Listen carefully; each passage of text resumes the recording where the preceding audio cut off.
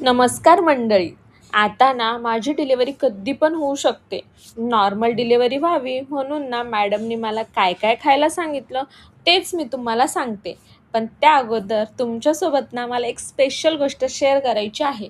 आज ना माझे पप्पा संभाजीनगरवरून मुंबईला खास मला भेटण्यासाठी आलेले आहेत.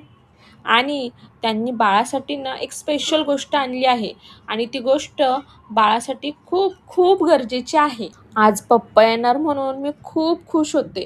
खूप दिवसानंतर ते मला भेटायला येणार होते.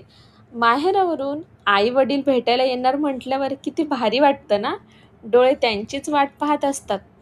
माझ्या पप्पांनी माझ्यासाठी तुरीच्या शेंगा, गूळ, पपई असं भरपूर सारं खायला घेऊन आले आहेत.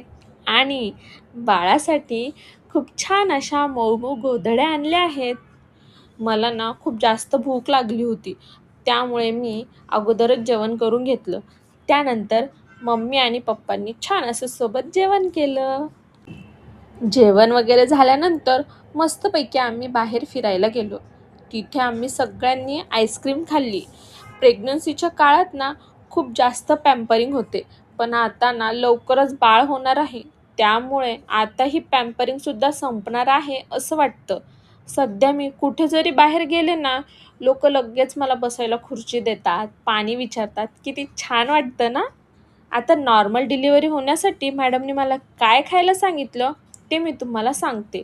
मॅडमनी मला पपई आणि अननस खायला सांगितलं आहे.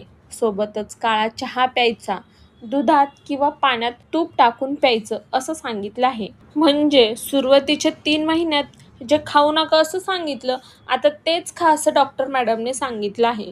अगोदर मला काम करू नको, आराम कर असं सांगितलं. आता जमेल तेवढं काम कर असं सांगितलंय. आता मी हे सगळे सल्ले तर पाळणार आहे, पण बघूयात शेवटी नॉर्मल डिलिव्हरी होती की सिझेरियन. चला तर मग लवकरच भेटूया पुढच्या व्हिडिओमध्ये. तोपर्यंत काळजी घ्या. Okay, bye bye.